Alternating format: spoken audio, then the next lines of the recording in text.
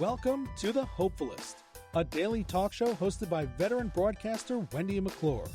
Join Wendy each day as she shares her life lessons that transformed her from perpetual pessimist to the ultimate hopefulist. The perfect morning show to get you caught up on the day's top stories while sharing insights that will lead to positive transformation and bring out the hopefulist in you. For more inspiration, visit hopefulist.com. And now, here's your host and hopefulist, Wendy McClure. Good morning. It is a Taco Tuesday. Are you having some tacos for dinner tonight? I'm having chicken. Yes.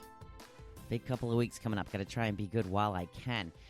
I had a very late night. I was up until almost midnight. That's right.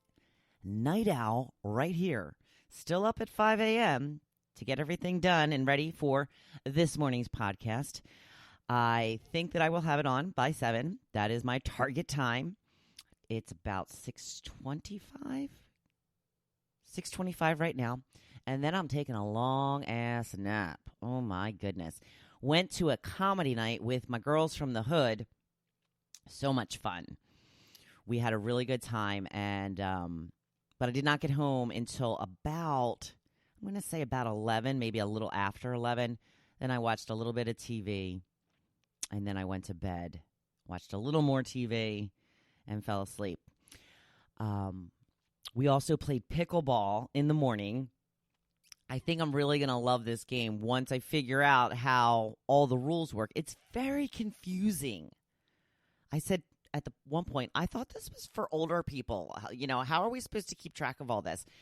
You know, I was told, well, maybe it's to try and keep your mind in shape too. Well, it's certainly making me feel confused, dazed, like I can't figure anything out. So pickleball seems to be, yesterday was very hot, very humid out, so I really worked up a sweat. And I think for the rest of the day, I had like this really tired eye syndrome where I just felt tired. My eyes were sore and achy. I finally figured out at the end of the night, I think I was sweating so much, my sunblock dripped into my eyes. So hopefully that won't happen again. Because later, I played pickleball with some of the same ladies that I went to the comedy show with. And later, one of the ladies told me, yeah, your sunblock was just, dripping down your face. We could see white dripping down your face. I'm like, well, thanks for telling me now. Why didn't you tell me that? And she's like, oh, we all looked like crap. It was not a big deal.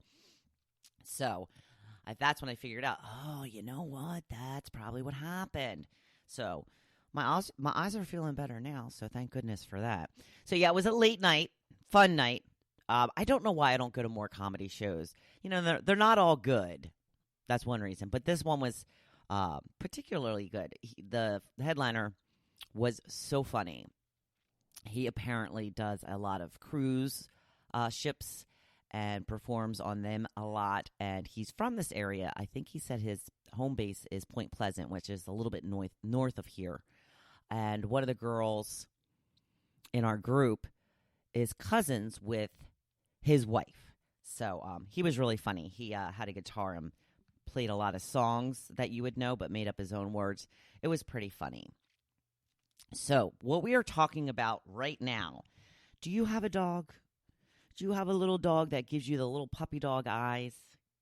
Yeah, apparently they are working us for real. A new study's coming out. If you've ever fallen for the old puppy dog eyes trick, don't feel bad. This study found that dogs have evolved new facial muscles specifically to tug at your heartstrings over the course of thousands of years of domestication. Unlike wolves, dogs that is, have a muscle responsible for raising the inner eyebrow, specifically for facial communication with humans, according to new research. Now, the movement makes the eyes appear bigger, hence more infant-like and potentially more appealing to humans. This inner brow raise also resembles a facial movement humans produce when they are sad, potentially eliciting a nurturing response from humans. Now, they studied the facial muscles of wolves and dogs and found that the domestic dogs all had the eyebrow-raising muscle, while the wolves didn't have either, or it was much less developed. Now, that's important because that's like the other animal that they most resemble. that they are most close to when it comes to their body type and, the way that they act and all of that. So they're saying that dogs have been able to kind of start using this muscle as a way to, I guess, get what they want. Pretty smart, huh? Yeah, well, the old puppy dog eyes always works on me. Always works on me. She doesn't even have to look at me, honestly, and I fall all over her asking her what she wants. Right now, she was sitting by me on the couch on the floor. She doesn't sit on the couch with me as much anymore. I think that she's a little bit older now. I think it might hurt her a little bit to jump up on the couch. She just seems to be one on the floor a lot lately. I don't know. It's an older thing. She always had to be on my lap before. But she was sitting on the floor, and she walked over to her bed and just kind of curled up on the bed. And I'm just like, oh, she looks so sad. What's wrong with her? So I gave her a tea. My husband had told me that she did not get one because she came right in from outside this morning and went right to the couch. Apparently, she still likes to sit on the couch when there's nobody there. I'll try not to take it personally. Very nice of you, Tucker. I appreciate the dissing. Another story I wanted to tell you about was there is a new wristband that will help you break your bad habits. Amazon selling a device that's designed to give you a shock anytime you give in to temptation. It's called the Pavlok wristband. Pavlok, like lock it up, based on the Pavlov dog syndrome. Now, the bracelet sends an electric shock to your body every time you find yourself falling victim to bad habits like biting your nails, smoking, oversleeping, or eating too much fast food. You can download the app to send a jolt to your phone as well. Now, the company says that 20,000 people have permanently broken their bad habits by using this device. I don't know. I don't know if the word permanent and bad habits should ever be used in combination, because bad habits can always come back. I can attest to that. I got some bad habits that I got rid of, and now I am doing them again. So I don't know. I don't know if I would want to do this. Now, they say, so I don't know how it helps with the sleeping, the oversleeping, but they say that gives you the shock when your hands go up to your mouth. So I guess if you're trying to stop biting your nails, smoking, or eating too much fast food even, I can imagine you take it off when you normally want to eat or drink something. I don't know. It sounds like a lot of work to me. And I don't want to get shocked. Who wants to get shocked? What are we? Are we Amazons? Amazon, are you trying to make us into Amazons? This is crazy. I don't know. I don't like it. I'm going to pass on the Pavlok wristband. But I don't know. Maybe it's something you're interested in. Maybe it's something that you think will help you. Amazon. Go check it out. So today's topic, I wanted to talk about, I'm going to be discussing my Gerber daisies in my blog post today. And I have grown these for a couple of years. I love them. I think they're just beautiful, and they've always done very well for me. I'm not going to say anything else because, like I said, I talk about them on my blog post today. So I thought maybe kind of related to that would be, what flowers or vegetables in your garden are like top performers for you. So, got a couple of comments. Let's see. I'm gonna hit newest so I can get them all in. Okay, I got a couple that say weeds. Unfortunately, yes. Wendy Ann said weeds. Unfortunately, Mandy said weeds. Who else? Lorraine said weeds, and Beverly said weeds.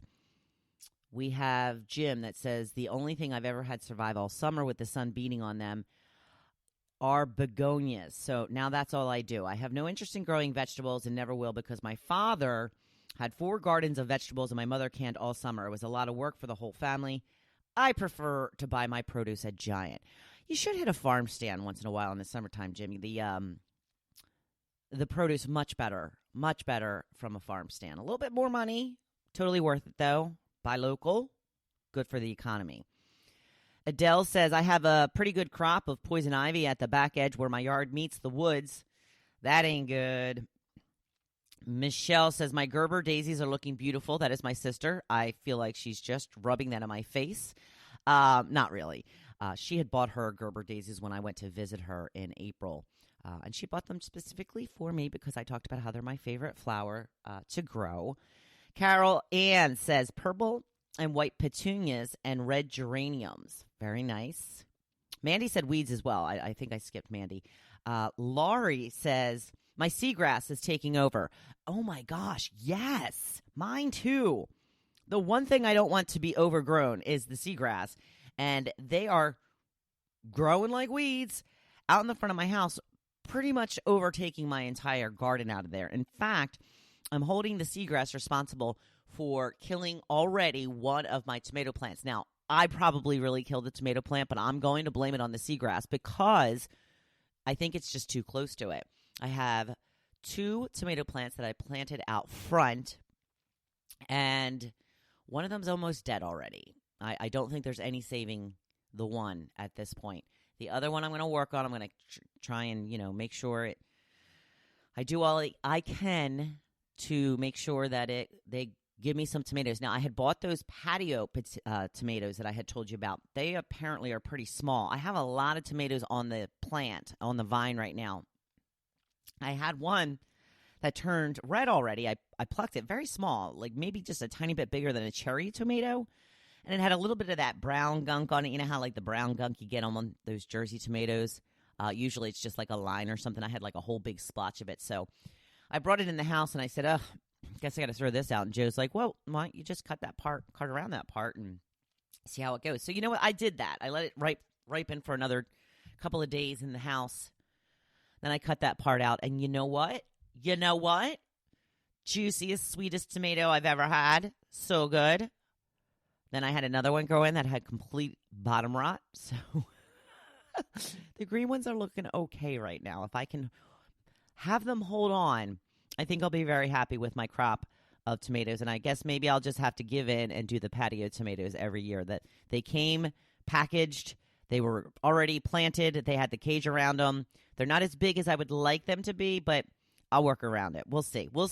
Very excited, though, that the patio tomatoes are going to be a good performer for me this year. Gail says she likes herbs, rosemary, basil, and thyme. Yes, I am growing basil this year.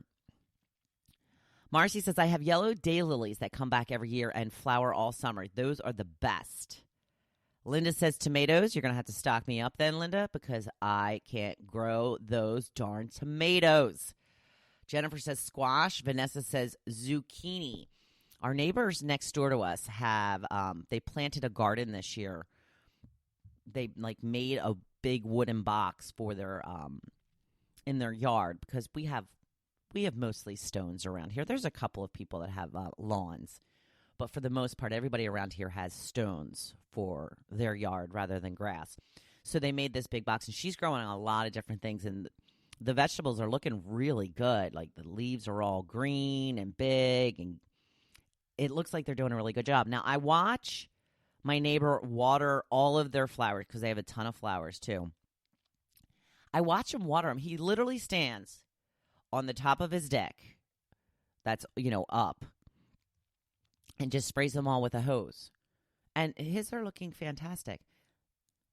I do the same thing. I take a hose and I water my plants.